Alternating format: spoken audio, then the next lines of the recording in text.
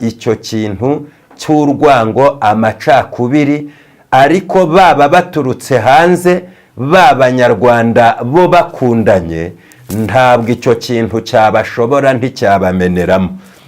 Abanyarwanda batandukanywa nuko bo ubwabo badakundana, badafitanye urukundo.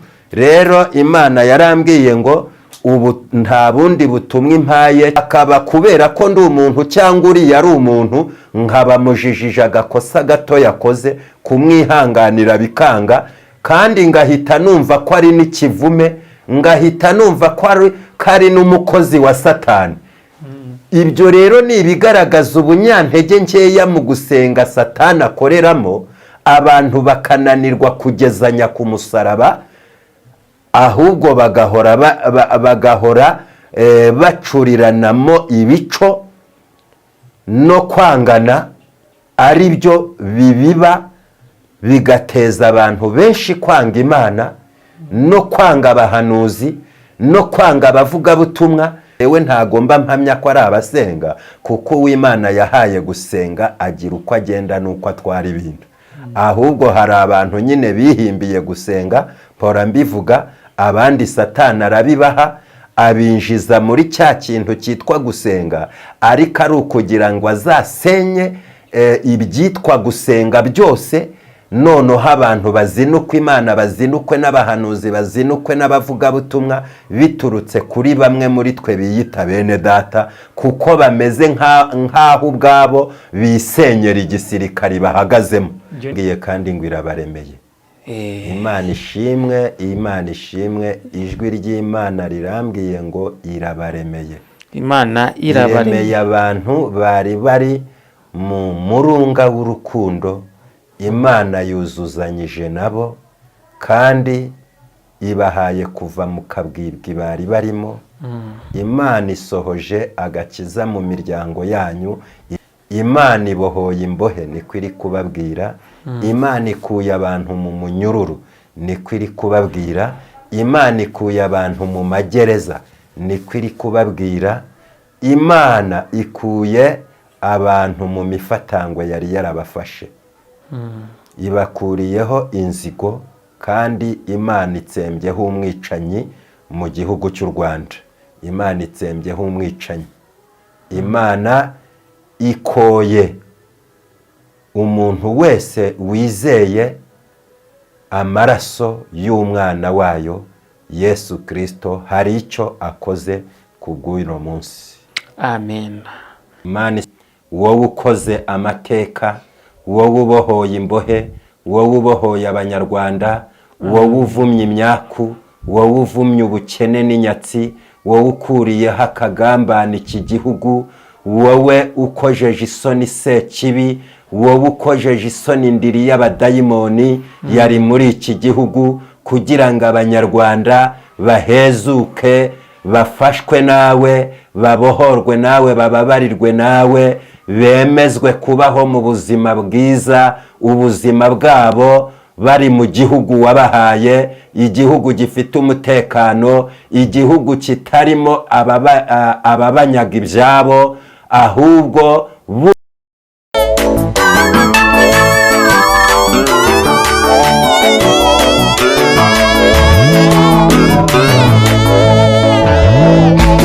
kera nkiga primaire hari igitabo twajyaga dusomamo iby'umusaza wagiraga abana be inama, akababwira iby'inkoni, atanga urugero ku nkoni nk'eshatu zibohekanyije hamwe mu mugozi umwe, noneho akabereka yuko utazishyira ku ivi ngo uzivunire rimwe icyarimwe. Noneho ariko akabereka ko za nkono zihambuye, ukajya ugenda ufata imwe imwe ushyira ku ivi, ko wazivunagura zose ukazimara.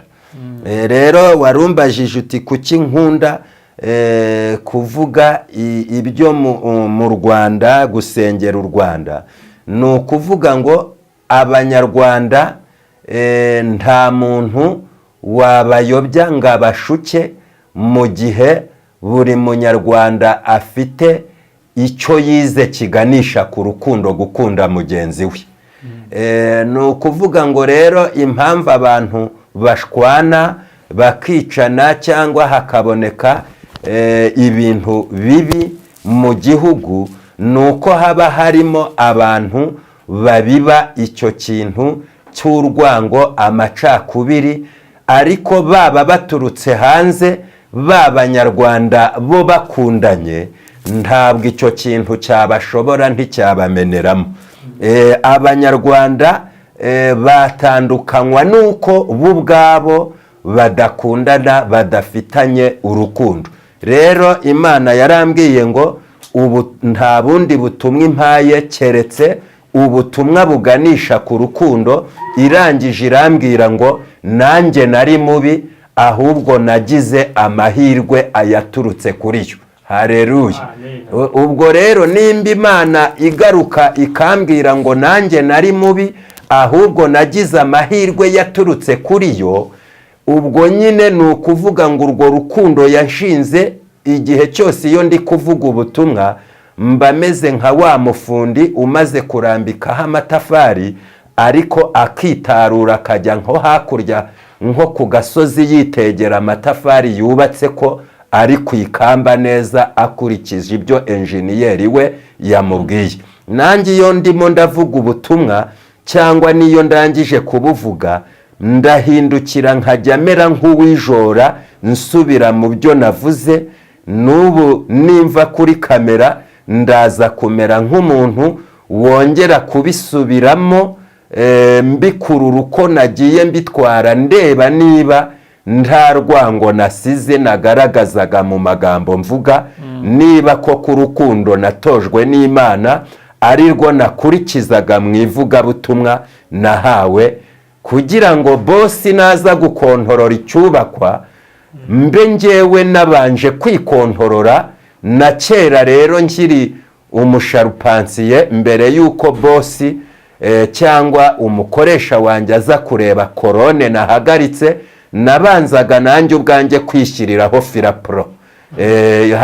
Twashyiragaho ibyo bita amafirapro, noneho nkareba ngapima kuva hasi kugera hejuru, nimba korone yanjye imibare yose ingana, nkamenya yuko ihagaze. Nibi rero ndimo, buri wese aba afite uko Imana yamutoje, naho yamusanze, naho yamukuye, n'amabwiriza yamuhaye, n'ibyo yamunyujijemo, noneho akabasha kuvuga ubutumwa ariko afite aho intumbero n'ahaganisha ibintu. Iyo mpamvu rero nkunze gusengera igihugu cyanjye no kukibwiriza ubutumwa buganisha ku rukundo, nuko nyine ntava mu nzu ngo njye hanze ntabanje kureba ibiri mu nzu iwanjye uko mbisize. Ni muri urwo rwego. Urakoze mukozi w'Imana, Imana iguha umugisha. Rero reka twinjire muri iyo gahunda yo gusengera Abanyarwanda, gusengera ibihugu bidukikije nk'uko wabitubwiye, gusengera n'abayobozi bacu. Buriya hari impamvu. Hari impamvu. Mu ijambo tumaze kumva, hari amabwiriza Imana yari ihaye umuhanuzi Ezekiyeli. Aya mabwiriza Imana yari ihaye umuhanuzi Ezekiyeli ni ikintu n'amarenga yagaragazaga umwana w'Imana uwo ari wo.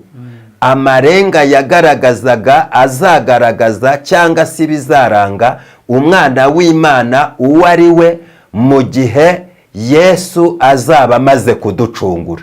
Niba rero turi abacunguwe na Yesu Kristo, tugomba kugaragaza nyine iki kintu cyo kwifatanya na bene data mu byo baba barimo byose, tutabigurana nk'abashaka kubata ngo twebwe twigire ibindi bintu, kuko ibyo turi byo natwe twabigizwe n'Imana. Aleluya. Noneho Ezekiyeli, Imana hari aho yamusanze imuhamagara, ariko aho yamusanze ntiyamusanze mu byiza icyo gihe. noneho rero Imana yagombaga kumwibutsa urukundo rwayo rwamusanze hahandi kujya rugirira bene se b'Abisirayeli, bene se b'Abayuda. Haleluya, haleluya. Ni nayo nyigisho dukuramo k'urwo rukundo. Nimba uri umunyarwanda rwose ukaba wiyumva yuko ukiranuka, wowe ugomba gukururaho Imana yagusanze kugira ngo ubone gukiranuka.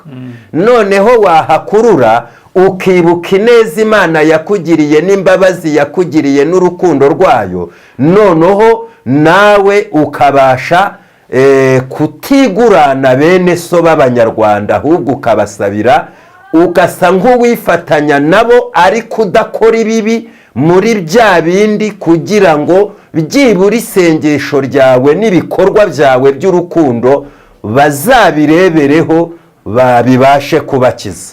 Imana ishimwe. Dusoma no mu gitabo cy'ubutumwa bwiza bwanditswe na Yohana mu bice 17 umurongo wa 19 ngo kandi nanjye niyeza ku bwabo ngo nabo babe bereshejwe ukuri. Reba rero kwanga umuntu kuko ari mubi, kandi Yesu we yafashe igihe cyo kumwiyereza. Iri jambo tugomba kurikurura tukumvamo byinshi. Kandi nanjye niyeza ku bwabo kugira ngo nabo babe bereshejwe ukuri.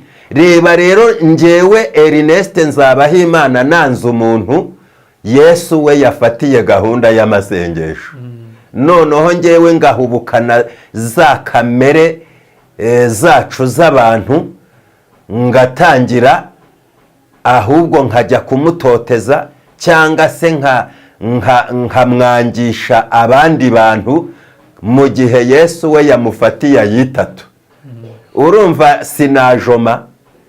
Niyo mpamvu mu bibaho byose ntukarwanye icyo Imana itarwanyije, kuko utazi ejo ukuntu Imana izaba yagihinduye. Ahubwo ibyiza ni ukwakira urukundo rw'Imana, tugakomeza kubaza Yesu inzira, tukamenya uko tugenza n'uko twitwara mu bintu duhagazemo twebwe uwo munsi tutanakwemera ko tubana nabyo, kuko dushobora kwanga ko tubana nabyo, ahubwo ejo ari byo Imana izakoresha ibitangaza. Noneho mu kubihunga kwacu tukaba duhunze ibisubizo, kandi Imana yari yashimye ko igisubizo cyanjye kizaturuka k'uwo muntu ugaragara nk'uwo nakanga uyu munsi wa none. Haleluya, haleluya. Ijambo ryakomeje rivuga ngo sinsabira aba bonyine, ahubwo ndasabira n'abazanyizezwa n'ijambo ryabo. Bivuze ngo hari abantu babi bariho uyu munsi ndi kuvuga iri jambo, hari abantu babi bariho, ariko bashobora kuzumva rino jambo bakaryumva uyu munsi cyangwa mu minsi iri imbere, bakazumva ribafashije bagahinduka beza, kandi ari abo twaciraho iteka uyu munsi. Ibyo rero niyo mpamvu Imana idusaba urukundo, kuko ejo hazabaho ibindi. Uyu munsi hari amateka dushobora kuvuga uyu munsi, ariko ejo hari ayandi mateka twashobora kuvuga nanone, kubera ko hari amateka yari mabi, ariko ejo byahindutse haje amateka meza. Hari umuntu wari mubi uyu munsi, ariko ejo bishobora guhinduka akaba mwiza. None se kuki nahubuka ngaca iteka kandi nitwa uwizera Imana, kandi wamenye Yesu Kristo, kandi niyi turi mu mwuka wa Yesu Kristo? Urumva si njyewe waba ndi umuyobe? Ibyo ngibyo rero, iyo misengere yose, hari imisengere Satani yazanye ariko ivuga Yesu ikavuga n'Imana, ariko ituzuyemo rwa rukundo. Abantu uyu munsi ugasanga turimo turasengana, mu kanya hakaba kubera ko ndi umuntu cyangwa uriya ari umuntu, nkaba mujijije agakosa gato yakoze, kumwihanganira bikanga, kandi ngahita numva ko ari n'ikivume, ngahita numva ko ari n'umukozi wa Satani. Ibyo rero ni ibigaragaza ubunyantege nkeya mu gusenga Satani akoreramo, abantu bakananirwa kugezanya ku musaraba, ahubwo bagahora bacuriranamo ibico no kwangana ari byo bibiba bigateza abantu benshi kwanga Imana no kwanga abahanuzi no kwanga abavugabutumwa no kwanga intumwa, biturutse kuri bene data bamwe badafite urukundo no kwihangana, bagenda bagasebanya, bagenda mbese bakamera nk'aho bafashe urugero. Buriya mu gisirikari ndatekereza yuko haramutse hariho umusirikari wakoze amakosa, umusirikari mugenzi we atahita bifata ngo abijyane mu basivili, ahubwo bagira uburyo ki babikoreramo aho ngaho mu gisirikari. Noneho twebwe abasenga rero, ariko njyewe ntagomba mpamya ko ari abasenga, kuko uw'Imana yahaye gusenga agira uko agenda n'uko atwara ibintu. Ahubwo hari abantu nyine bihimbiye gusenga, mpora mbivuga, abandi Satani arabibaha abinjiza muri cya kintu cyitwa gusenga, ariko ari ukugira ngo azasenye ibyitwa gusenga byose. Noneho abantu bazinukwe Imana, bazinukwe n'abahanuzi, bazinukwe n'abavugabutumwa, biturutse kuri bamwe muri twe biyita bene data, kuko bameze nk'aho ubwabo bisenyera igisirikari bahagazemo. Reba rero gufata igisirikari wowe urimo ukagenda ukagisenyesha umunwa wawe kandi cya gisirikari ukagaruka ukavuga ko ucyemera, kandi mu bundi buryo hirya wagishenye.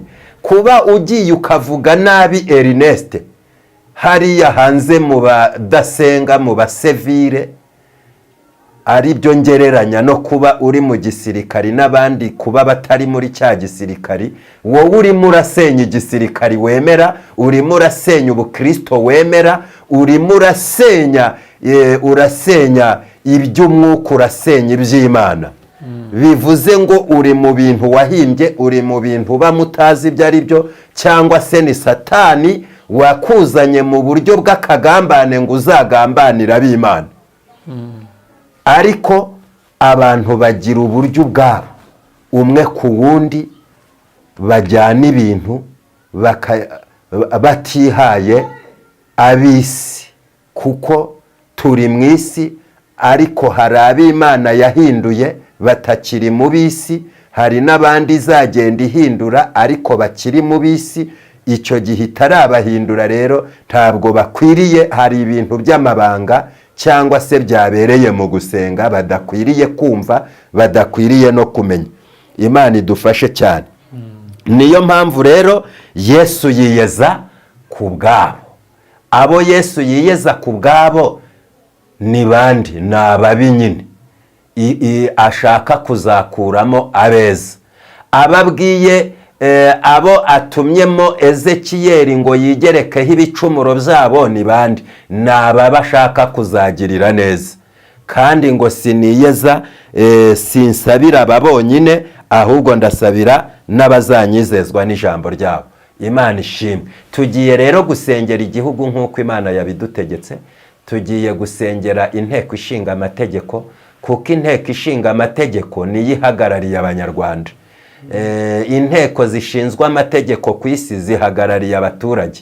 Hari igihe inteko ishinga amategeko batora imyanzuro, ariko bagatora imyanzuro nk'aho bo itabareba, cyangwa nk'aho ejo badashobora kugaruka muri ba baturage. Nari mvuze ngo turasengera nyakubahwa Perezida wa Repubulika, dusengera inteko ishinga amategeko, abadepite, dusengere abaminisitiri, nabo hari imyanzuro bafata ku gihugu.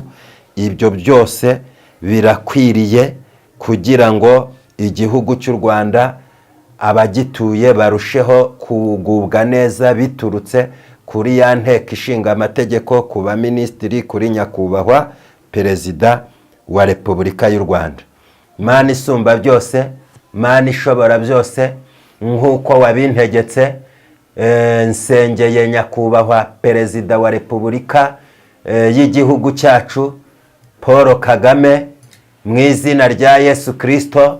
Uwiteka, niko nsengeye inteko ishinga amategeko, abadepite babasha gufata imyanzuro kugira ngo imyanzuro yabo ntibe ibogamye ku banyarwanda, ku baturarwanda, ibe ari imyanzuro iboneye batabangamiye abanyarwanda, haba mu miturire, haba mu buryo bw'ubuzima n'imibereho ya buri munsi, mu nkunga bakwiriye kugenera abaturarwanda. Mana ishobora byose, imitima y'aba badepite uyikoreho, ubumvishe ko nabo ari abanyarwanda kandi ko bavuye muri abo baturage babasha gufatira imyanzuro, tukaba twamagana mvuguruza imyanzuro yafatwa idahwitse ikabangamira abaturarwanda, ubuzima bwabo bukabaho nabi, ubuzima bwabo bukabaho mu bukene, ubuzima no kwiga kw'abana babo bikabaho mu buryo budashoboka. Mu izina rya Yesu ndasenze kugira ngo iyi nteko ishinga amategeko ibashe kwiga ku baturage b'abanyarwanda mu buryo bwuzuye bwiza, mu izina rya Yesu. Niko nsengera abaminisitiri kugira ngo nabo mu myanzuro babasha gufasha, Mana hari ibyo nabo babasha kubona bibangamiye abaturage, bibangamiye rubanda, ubashoboze kugira ngo batinyuke kandi ijwi ry'aba baminisitiri ribashe kuba ijwi rirengera abanyarwanda. Mu izina rya Yesu Kristo niko nsengera nyakubahwa Perezida wa Repubulika y'u Rwanda, ubashe kumuhumura kugira ngo abone birenze. Noneho mu buryo abanyarwanda babayeho umuhe kureba kuri. Mu izina rya Yesu Kristo wa Nazareti, Mana umuhe kureba kure, umuhe kureba kure kubw'imibereho y'abanyarwanda, umuhe kureba kure kubw'imyigire y'abana b'abanyarwanda, umuhe kureba kure ku bijyanye na za minerivare z'abana b'abanyarwanda biga amashuri abanza n'ayisumbuye. Mu izina rya Yesu Kristo, Uwiteka umubere urumuri, ntaba ari we ahubwo izina ryawe aba ari ryo rimujya imbere.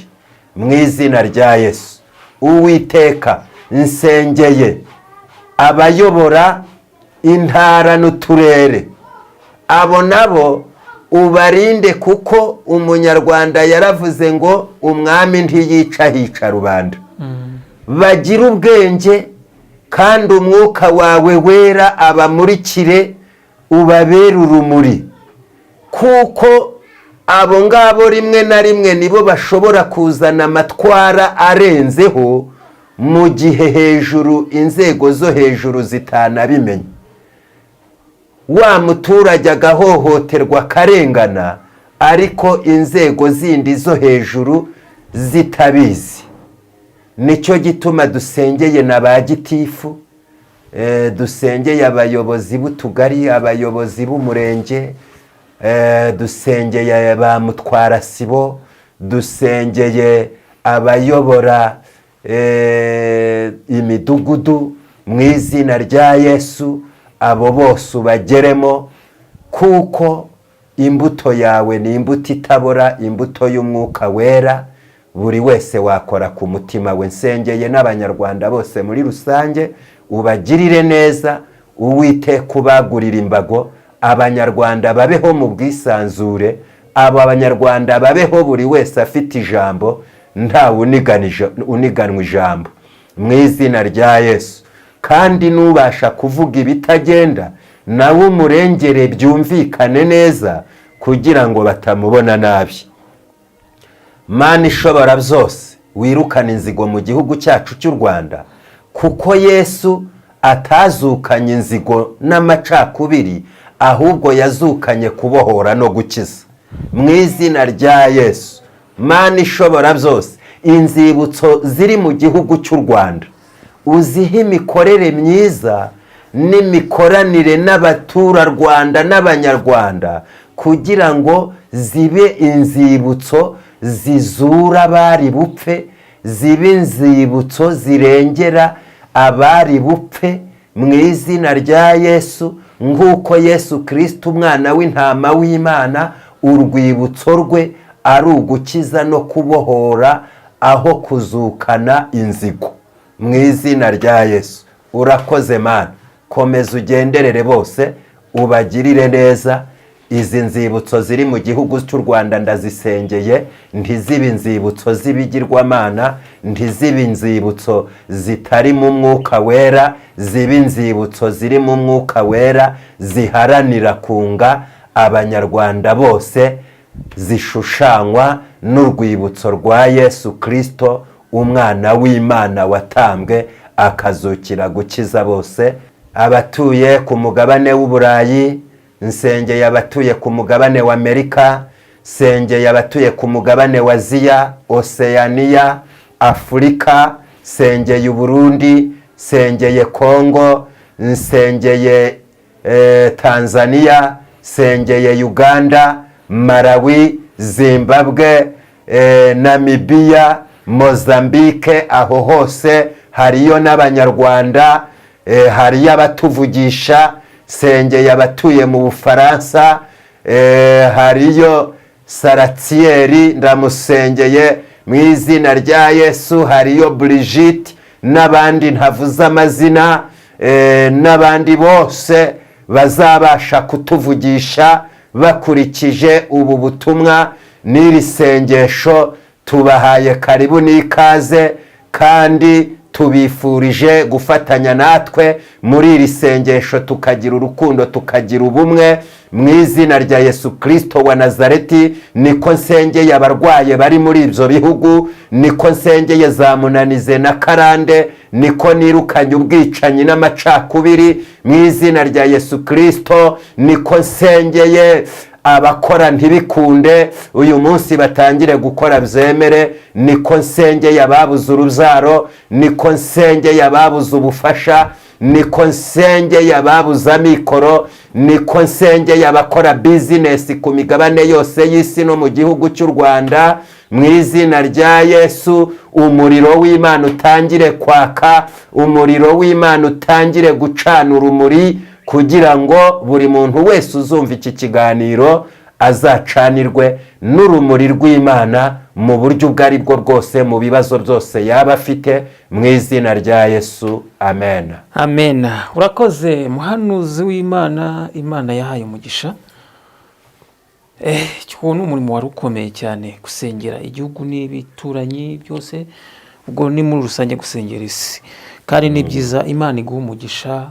Yego. Kubwo kumvira, kuko kumvira biruta ibitambo. Buriya hari impamvu, buriya hari impamvu yatumye dusengera ibi bihugu, kuko turi mu isi turwana n'intambara nyinshi cyane, turwana n'isi na Satani n'uyu mubiri. Buriya hari ibintu Imana igiye gukuraho ku banyarwanda, ku bayobozi bacu b'igihugu, ku baminisitiri bose. Hari icyo Imana igiye gukora. Mwebwe rero mwari mudukurikiye, namwe nimusengera igihugu aho wicaye hose, yaba ari ku buriri, waba uri muri biro yawe, usengera igihugu cyawe, kuko nibyo bikwiriye. Namwe muri Uganda, mu bihugu by'ibituranyi, muri Kongo, mu Burundi, muri Tanzania, aho muri hose musengere ibihugu byawe. Haleluya. Imana ishimwe. Noneho tubane amahoro. Imana irambwiye kandi ngo irabaremeye. Imana ishimwe, Imana ishimwe. Ijwi ry'Imana rirambwiye ngo irabaremeye. Imana irabaremeye abantu bari mu murunga w'urukundo. Imana yuzuzanyije nabo kandi ibahaye kuva mu kabwibwi bari barimo. Imana isohoje agakiza mu miryango yanyu itari irimo agakiza, niko iri kubabwira. Imana ibohoye imbohe, niko iri kubabwira.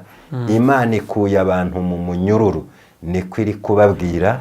Imana ikuye abantu mu magereza, niko iri kubabwira. Imana ikuye abantu mu mifatangwe yari yarabafashe, ibakuriyeho inzigo, kandi Imana itsembyeho umwicanyi mu gihugu cy'u Rwanda. Imana itsembyeho umwicanyi. Imana ikoye umuntu wese wizeye amaraso y'umwana wayo Yesu Kristo hari icyo akoze ku bw'uno munsi. amen. Imana isumba byose, Imana ishobora byose, uwera w'ukuri, wowe ukoze amateka, wowe ubohoye imbohe, wowe ubohoye abanyarwanda, wowe uvumye imyaku, wowe uvumye ubukene n'inyatsi, wowe ukuriyeho akagambane iki gihugu, wowe ukojeje isoni Sekibi, wowe ukojeje isoni indiri y'abadayimoni yari muri iki gihugu, kugira ngo abanyarwanda bahezuke, bafashwe nawe, babohorwe nawe, bababarirwe nawe, bemezwe kubaho mu buzima bwiza, ubuzima bwabo bari mu gihugu wabahaye, igihugu gifite umutekano, igihugu kitarimo ababanyaga ibyabo, ahubwo bungurwa kandi bafite kurindirwa ibyabo nawe. Mu izina rya Yesu komeza ubagenderere, kandi Uwiteka buri wese uzasoze iminsi yo kubaho k'ubuzima bwe adakenyutse kandi ari mu mashimwe, mu izina rya Yesu, amen. Amen.